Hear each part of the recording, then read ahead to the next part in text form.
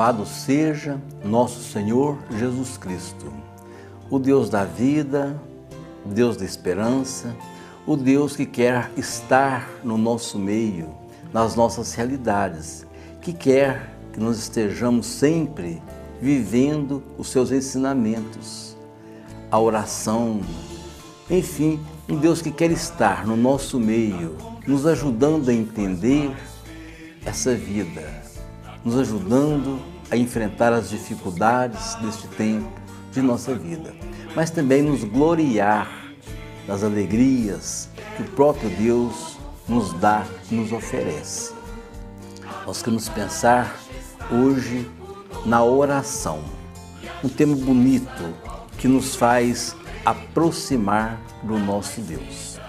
Eu quero também, neste dia, cumprimentar a todos aqueles que nos assistem, que acompanham os nossos programas. Especialmente, quero cumprimentar a Cíntia, secretária da Ana Paula, e que está nos acompanhando. Que você e que todos as pessoas que nos acompanham possam entender melhor a presença de Deus em nossa vida, principalmente agora, neste tempo bonito, tempo litúrgico, chamado Quaresma, né? E já estamos nos preparando para a morte e a ressurreição, melhor, da paixão, da morte e da ressurreição de nosso Senhor Jesus Cristo. É bom que nos preparemos para isto, né? Quando nós preparamos em orações, lemos, estudamos, é claro que nós entendemos mais o nosso Deus. Isso também é oração. Eu quero hoje falar exatamente sobre oração. O que é oração? Para que serve as orações? Normalmente achamos, ou podemos pensar, que oração é fazer uma lista de pedidos, ir na igreja, ou mesmo na nossa casa, no nosso quarto, e nos dirigir a Deus, fazendo esses pedidos, levando a Ele as nossas necessidades, os nossos problemas.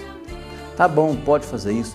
Deus nos deu liberdade para isso. Podemos sim pedir a Deus a sua graça, a sua misericórdia, a sua ajuda. Mas oração é mais do que isso.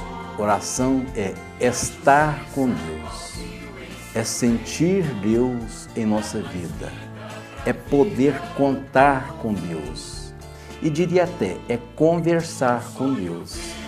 Como é bonito conversar com Deus lá perto do Santíssimo, ou na sua casa, no seu trabalho, de vez em quando pedir a Deus, conversar com Deus, né? Sentir este contato, essa presença benfazeja de Deus. Vi um dia uma frase muito bonita de um autor anônimo. Ele escreveu assim: orar é esvaziar-se de si mesmo e nutrir-se da graça de Deus. Achei essa definição muito bonita. Para entender Deus, para acolher Deus, é preciso de que nos esvaziemos dos nossos egoísmos, das nossas pressas. Não é com correria que a gente vai rezar, que a gente vai orar. Aliás, orar e rezar é a mesma coisa, né? Certas pessoas ou certas denominações preferem falar orar. Nós podemos falar orar ou rezar. Então, é um mecanismo, né? É um exercício de pessoas que acreditam em Deus e que querem estar com esse Deus. Por isso essa frase, esse pensamento é muito bonito. Esvaziar-se de si mesmo e nutrir-se da graça de Deus. Orar, rezar, é sentir a presença confortadora e misericordiosa de Deus. Quantas vezes nós nos sentimos fracos, frágeis, necessitados da graça de Deus. Aí é hora de orar, é hora de buscar no alto a força, a graça para vencermos os nossos desafios. E Deus nos atende, com certeza Deus nos atende. Deus está disposto, à nossa disposição para nos atender. Como é bom sentir isto, essa presença benfazeja. Fico pensando que isso tudo precisa de ser assim, cultivado, né? Lapidado, exercitado. E os sofrimentos não devem tirar a nossa alegria. Olha como que isso é forte. Sofrer não quer dizer ficar nervoso, revoltado, não. Eu tenho uma lembrança muito grande, é de Dom Luciano Mendes. Dom Luciano foi um bispo santo, um homem santo. Quando eu lembro de Dom Luciano Mendes, eu lembro assim da santidade em pessoa. Ele era bispo em São Paulo, bispo auxiliar de Dom Paulo Evaristo Arnes. Trabalhava Dom Luciano e Dom Antônio Celso. Trabalho bonito em São Paulo. De repente, o Vaticano, Papa João Paulo II, achou por bem transferir Dom Luciano aqui para Mariana. Dom Luciano veio, nós que acompanhávamos a vida de Dom Luciano, nem entendemos muito bem isso. O trabalho de São Paulo era muito grande, o projeto em São Paulo era muito grande, mas Deus sabe, o Papa mandou, tá. Dom Luciano veio para cá. Com pouco tempo, Dom Luciano sofreu um acidente e feriu muito, teve muitas fraturas, teve fratura de crânio e sofreu absurdos. Ficou lá no Hospital Felício Roxo. Graças à eficiência do Hospital Felício Roxo, Dom Luciano se recuperou. Foi um processo doloroso, sofrido, demorado, de grande sofrimento. Passado alguns meses, Dom Luciano melhorou e tal coisa, voltou à atividade. Um certo tempo depois, aparecem dores fortes no estômago. E aí foi diagnosticado um câncer. Agora, diante de tantos sofrimentos, a gente pode tirar várias deduções. Primeiro, os sofrimentos não são só para os maus, não. Dom Luciano era bom demais. É que nós não entendemos a lógica de Deus. Por que os bons sofrem? Mas não vou entrar nesse mérito aí, não. Outro dia eu vou falar só sobre isso. Quero dizer hoje o seguinte, que apesar de todo o sofrimento, eu nunca vi Dom Luciano triste. As reportagens que saíam dele, os depoimentos, palestras, ele dava palestra alguns anos depois, né? Com aquele sorriso bonito, nascido da felicidade. Apesar do sofrimento, Dom Luciano Mendes tinha felicidade, tinha alegria.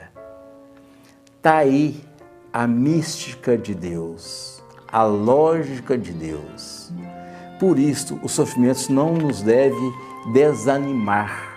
Pelo contrário, se Deus está por nós, dizia São Paulo, né? Se Deus está por nós, está conosco, para que ter medo? O Salmo também fala sobre isso, né? Nós não podemos e nem devemos entristecer com as dificuldades, com os desafios. Eu estou falando isso tudo porque é tempo de oração. Quaresma é tempo de oração. Então são as formas que nós temos, que existem até teologicamente sobre o sofrimento. Jesus nos ensinou a rezar com confiança, quis que conversássemos com Deus através do Pai Nosso. Como que o Pai Nosso é bonito. No programa passado, há 15 dias atrás, se não me engano, nós falamos sobre o Pai Nosso. Como que o Pai Nosso é bonito. É a oração que Cristo nos ensinou. Uma oração objetiva, clara. Nós chamamos Deus de Pai. Um Pai que é meu, mas que também é nosso, é de todos nós. Foi muito interessante essa reflexão já passada, né? Na oração sacerdotal de Jesus, eu quero pedir mais uma vez, convidar mais uma vez, que leiam a Bíblia, lá no Evangelho de São João, Evangelho de São João, a partir do capítulo 13. Aliás, foi quando começou, propriamente dita, a Semana Santa, né, para Jesus. A primeira, a que ele viveu mesmo, começa lá, no Evangelho de João, capítulo 13. E lá, Jesus vai fazer a oração intercessória, ou a oração sacerdotal, né? Você verá lá na sua Bíblia. Foi uma conversa muito bonita de Jesus com Deus, com o Pai e com os discípulos. Jesus quis nos confortar, quis avisar, quis alertar os seus discípulos, que serve, claro, para nós hoje, né? Porque tudo aquilo foi escrito aqui no Evangelho de João, né? Do capítulo 13 até o 17. Não é versículo, não, é capítulo mesmo, né? Capítulo 13, 14, 15, 16, 17. Com uma hora de prazo você lê, né? É claro que pode usar isso depois, bem devagarzinho, uma água que entra na terra para hidratar a nossa fé, né? Mas então, leiam lá a oração sacerdotal de Jesus. Ele conversa com o Pai, com os irmãos, e tem muita coisa bonita. Por exemplo, João 17, 24. João, capítulo 17, versículo 24. Jesus fala assim com o Pai: Pai, quero que onde eu estiver, estejam também todos aqueles que tu me deste. Já naquele dia, Jesus pediu ao Pai que nós pertencêssemos a Ele, que nós fôssemos dele, não como objeto, mas como pessoas amadas. Nós somos amados pelo nosso Deus. E Jesus pediu isso no momento, sim, de sofrimento, porque ele estava sabendo que estava perto de acontecer a sua paixão e a sua morte. Parece que foi assim, o fechamento, né? A conclusão do seu ministério aqui na terra. Aí ele pede: Pai, que onde eu estiver, estejam também todos aqueles que me deste. Fica até pensando que essa é uma resposta para aqueles que têm tanto medo da morte, que não sabem como que é a vida lá depois que nós passamos por aqui. É junto de Deus, porque Ele pediu ao Pai por isso. Como que ser forte, como que isso pode ser assim, refletido, entendido. E Jesus também, outra colocação, não nos quer só como pessoas paradas, não, Ele nos quer como construtores do reino de Deus. Não é à toa que Ele nos quis. Ele pediu a Deus por nós, que nós estivéssemos juntos, para que nós construíssemos aqui na terra o seu reino, o reino de Deus. Depois Jesus fala assim: Pai, que sejam um, como tu, Pai, estás em mim e eu em ti. João 17, 21. Ele quer unidade. Embora exista no mundo a pluralidade, não somos todos iguaizinhos. Até no sentido teológico, eclesial, há diferenças, mas tem que prevalecer a unidade. Nós somos de um único Deus, em três pessoas. Deus que é Pai, Deus que é Filho, um Deus que é Espírito Santo. Depois Jesus pede ao Pai, depois ele promete o Espírito Santo. Em João 16, 13, Jesus sabia que somos fracos, somos volúveis, né? Desanimados, complicados. E aí ele pede ao Pai que nos envie o Espírito Santo. Para quê? Para que tenhamos o dom do discernimento, para que possamos escolher os melhores caminhos, os caminhos mais convenientes para nós, para todos nós, povo de Deus, né? E continuando Jesus na oração intercessória, ou melhor, aí já não é mais na intercessória. Foi pouco antes de morrer, Jesus pediu ao Pai assim: Pai, se é possível, afaste de mim este cálice. É Jesus vivendo o seu lado humano. Temos que sempre pensar nisso. Jesus era Deus, era o Filho de Deus, era o próprio Deus, mas Ele quis viver em tudo a dimensão humana, inclusive do medo.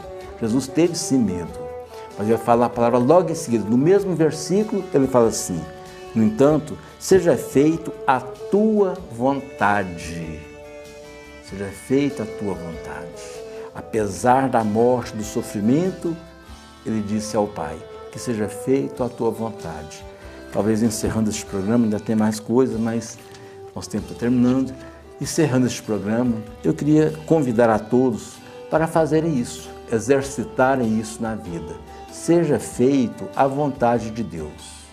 O que não quer dizer que devemos ser conformistas. Aí não, aí já é pecado. O conformismo não é bom, né? Não podemos ficar aí de braços cruzados, deixando... Não, precisamos sim de lutar, de pelejar, de trabalhar, de buscar, de nos esforçar para que tenhamos uma vida feliz, uma vida digna, né? Mas, quando os sofrimentos acontecerem, eles fazem parte da dimensão humana, da natureza humana, né? Que seja feito a vontade de Deus. E com certeza, a vontade de Deus é a melhor para nós. Que possamos entender isso, que possamos contribuir para que exista, para que aconteça, de fato, a vontade de Deus. É a melhor vontade que existe. Que nessa Semana Santa nós nos purifiquemos, nós nos preparemos para entender essas grandezas de Deus, essa presença de Deus que nos quer felizes. E com isso Ele pagou um preço muito alto. Ele morreu numa cruz para que nós fôssemos pessoas felizes. E, sobretudo, no dom da oração, no exercício da oração, nós acabamos de refletir. Quarta-feira que vem, nós voltamos a conversar sobre a Semana Santa, sobre a campanha da fraternidade, sobre Nossa Senhora. É um tempo muito propício para a oração. Até quarta-feira que vem, se Deus quiser.